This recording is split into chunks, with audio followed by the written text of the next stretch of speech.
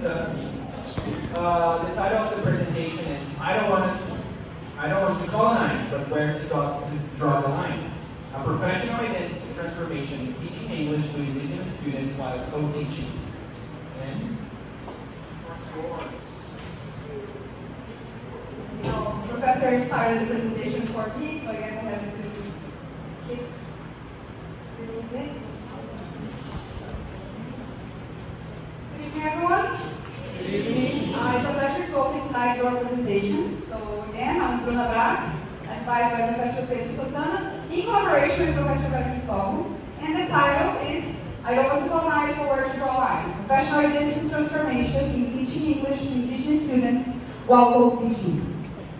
So to give you some context of my analysis, is that it took place in our final mandatory teaching practicum. It was a co-teaching experience in a curso de extensão offered by us called Intercultural Practices, Inglês para Estudantes Indígenas da UEL. It lasted from August to December last year, and in the beginning we had around 10 students enrolled in the course. This course was aimed specifically for Kaigan and Guarani students at the university, but another factor of my research is that I was working in collaboration with a Kaigan educator, Kaigan and Guarani educator. So the moment I mention them during my talk, they will be under the alias Kaigu for ethical reasons. On top of that, I would like to remind you that I've been teaching English since 2016. It's almost 9 years now. However, it was only on the past 3.5 years that I was put through intense critical thinking over the lack of empowerment that the Indigenous students in Brazil have regarding learning a second language. Because for those of you who don't know, or for those of you who forgot, at BNCC, our Base Nacional Comum Curricular, we have English set as the only second language to be mandatory. So it puts aside all the indigenous languages that we have, including Kaigan and the several branches of Guarani. So my research question started as this one: how can I adapt my approach to teaching English in a counter-colonial manner, avoiding the reinforcement of colonial identities? However, less than a month in the course, I realized that my concerns were shifting more towards the co-teaching aspect of the experience than the experience with the students themselves. So I changed the question a little bit to focus on co-teaching. To answer this question, I set a general objective, which was to inquire about the impact of counter-colonial approaches on my teaching identity within the context of having a Kaigan and Guarani co-teacher sharing English lessons to Indigenous students. As you can see as you track, my work has many layers. So to make things easier, I broke that general objective into 3 specific ones. The first one is to report and analyze my experiences during the course through reflective journaling, and to investigate how my teaching identity is performed and transformed within the research context while reflecting on counter-colonial approaches. In order to do so, I have my theoretical framework set into 4 main pillars. The first one being teaching English to Indigenous students, in which I was drawing from several scholars who highlighted the role of motivation, inclusion, and cultural identity in language learning. Second, we have Diego Bispo dos Santos' powerful term, counter-coloniality, which challenges colonial power structures from the perspective of the peoples who have been, until this day, fighting colonization. Then co-teaching, which was explored by our Professor Michel Kadri and provided insights into collaborative teaching dynamics. And lastly, teacher identity, which helps us examine how teachers construct and negotiate their professional roles. To collect my data, I use Telegram Premium as a source of voice recording. So after the lessons, I would record a few minutes, not after every lesson. Sometimes the recordings they span through a couple of days. Telegram allowed me to automatically transcribe these audios, but then I manually check them to see if everything was correct. And to analyze my data, I use as a set for my methodology first Critical Qualitative inquiry, which emphasizes the importance of understanding and addressing social injustice and inequalities. Narrative inquiry, which helped me construct meaning from my personal teaching history. And lastly, reflective processes, which emphasize self-analysis in teaching development. I had 12 entries recorded. Out of these 12, we selected 8. The first one was selected because it gave a broad contextualization of the experience that was about to come. But the remaining 7 were selected critical moments that my advisors and I thought were more important throughout this course. And for critical moments, we read Pedro's definition, which are experiences in which we seize the chance to do something different, when we realize that some new understanding is coming about.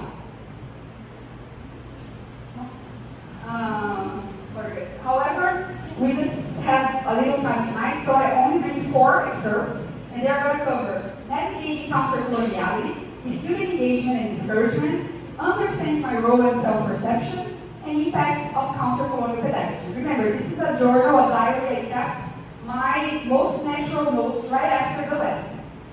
The first one is an excerpt from August 6, and it goes as, I don't want to colonize, but then where to draw a line? He's my colleague. I should treat him as a student. He has his own agency to prepare his classes. But there's a part of me that wants to pick with tiny little mistakes, and it's not like I don't know how to point them out. I know how to point them out in a non-problematic way, I think, but I don't know if I should do this or not. In this excerpt, you can see that in the beginning, I was still trying to balance guiding and imposing, and I was quite uncertain on how could I give feedback on his lesson plans without intervening on his own agency as a teacher. The second excerpt goes as, the 9th and the 11th was the week we thought we lost hope in our course, and we thought we were going to have to cancel it completely. And that's because on Monday, we had 2 students in the online class, student 1 and student 2. And student 3 skipped the lesson for the first time. And then on Wednesday, she skipped the lesson again. And student 2 gave up on the course, and student 1 was there. She didn't give up, thankfully, but we were really disappointed with what was happening. So at the middle of our course, we realized that we had a low student retention. We hadn't much an idea of why this was happening. Later on, in another presentation that will be given here tonight, we found out that the dropouts happened due to time constraints. But this was only known through interviews because we were uncertain and concerned if our methodology, our approaches were affecting the permanence of the students. But this situation of losing our students definitely showed both of our motivations as teachers. My third excerpt on understanding my role and self-perception is from October 23rd, and it goes as, I like watching Caillou develop that side of him. I see myself holding myself a lot of situations I don't need to correct. I don't know, it's not correct, it's just like sometimes, if Caillou was my student, I would definitely correct that, but is that my place? See, the discussion is still here, but it doesn't bother me anymore. I just don't do this anymore, like, oh, should I or should I not? I just don't do it at all, which is a change in behavior. After the 2 interviews I did with the dropout students, I came to the conclusion again, I have always been an outcast. They gave the chance to check the course because Caillou was there. He was the pivotal person in this project. But it doesn't feel like I've done what I was afraid of doing, so maybe being so worried from the beginning paid off in the end. This was the moment I finally acknowledged my status as an outsider in a classroom full of Indigenous students with Indigenous educator. I was the only white person there. So this was a big concern from the very beginning that I would be imposing any colonial practices on them, even if I wasn't unaware. And even though I realized that I was an outsider, I also found out that I was still able to make meaningful contributions.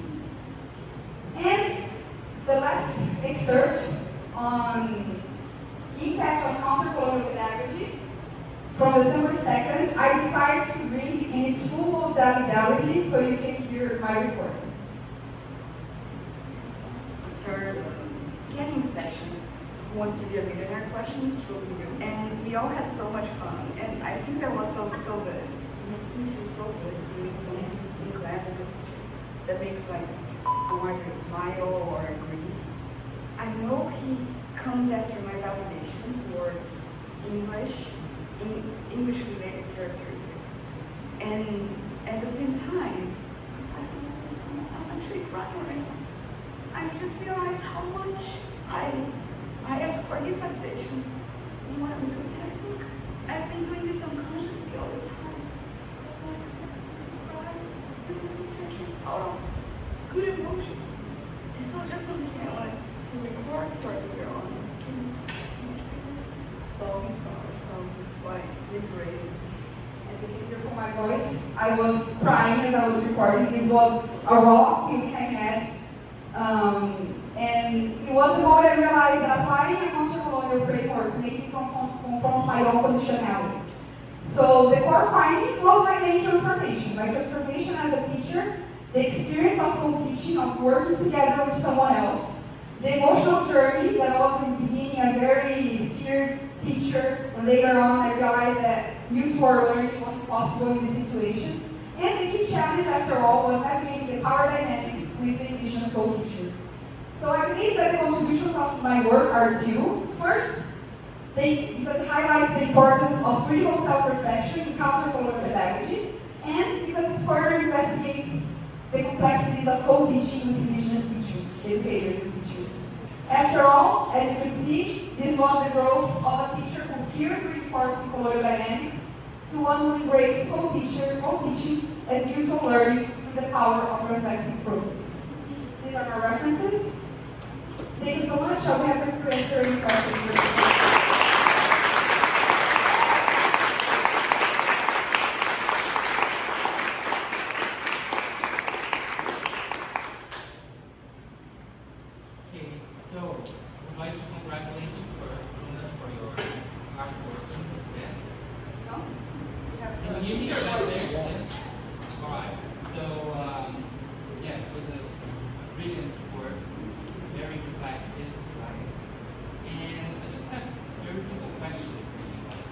What would you say would be the most difficulty in co-teaching in any aspect, and then in your specific context? In general situations and in this specific context. Okay. In general situations, I think that we need to be aware that no matter how experienced we are, there's always something to learn with someone else, with another teacher, because they bring different experiences. I think the more experienced the teacher actually is, the more space they need to give to the others to develop, instead of pushing. And for this specific case, is trying my best to not reinforce any patterns that were put on me throughout my journey. Because I learned English by myself, but when I learned officially in a school, it was through a very European centrality mind, you know. So being afraid of doing those things was what actually guided my path. But I was only able to have these initial thoughts because this critical thinking was reinforced by the university and encouraged us. Otherwise, I think I would probably be like correcting and saying, no, but it's just the right way to do it. So I'm just correcting. So there's actually much more than just the grammar of the language or the pronunciation, or this is the best word. But if we learn that through language is how we communicate, as long as one person is able to understand the other, that's enough. Thank you.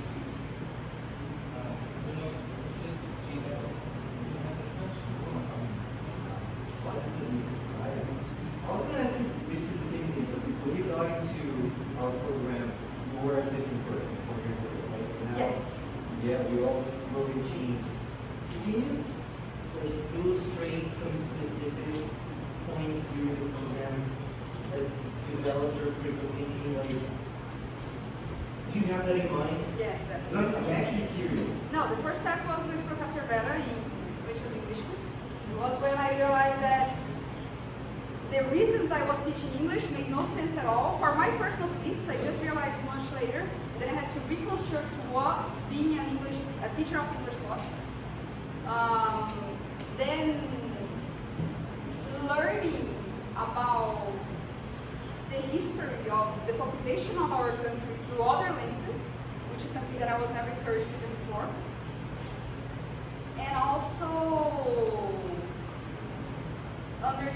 thinking that there's no really right or wrong. And this was something I noticed coming from the biological areas, because that's my first graduation in biological sciences. And there is mostly this is right, this is wrong, and that's it. And then here, it was a shock in the beginning, because that's not how it works. It's all about discussing and understanding different points of view and how different situations might apply in some contexts, but might be the worst possible in some other situations. Congratulations.